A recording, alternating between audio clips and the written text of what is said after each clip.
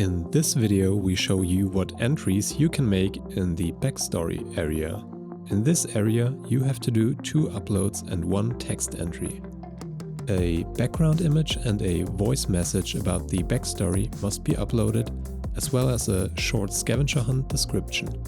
The backstory area will be displayed in the app as soon as the correct scavenger hunt code has been entered and the story has been downloaded to the smartphone.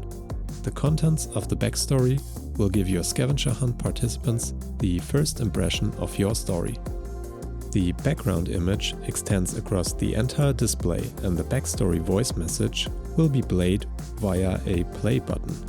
To illustrate the content in the app, you can preview how the content will be placed in the app by clicking Preview on the top right of the screen.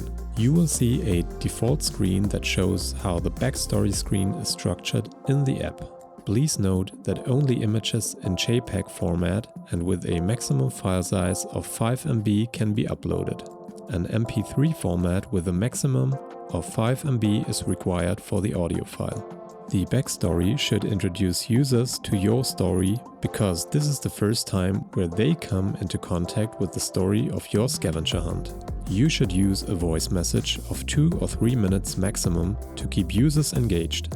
The voice message can, for example, be spoken by the supporting character to arouse interest in the story and encourage people to attend the scavenger hunt. In the third field of entry, Scavenger Hunt Description, you can summarize the content or central task of your story in a few words for the scavenger hunt participants. This entry will be displayed as soon as the user has created its character for the scavenger hunt. As you can see from the small asterisk in the input fields, all entries are mandatory. Once all entries have been done, you can close the backstory area and edit the next area. Good luck with setting up your first scavenger hunt.